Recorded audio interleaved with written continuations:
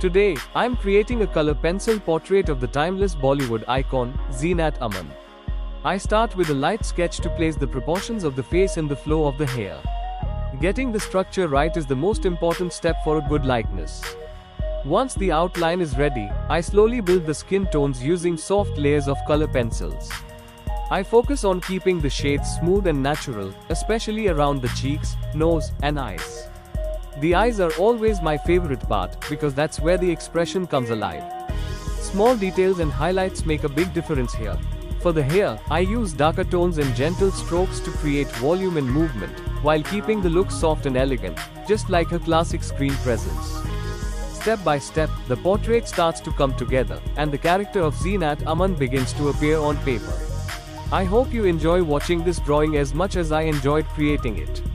If you like this kind of art, don't forget to like, share, and subscribe to Simply Sketching. Thank you for watching.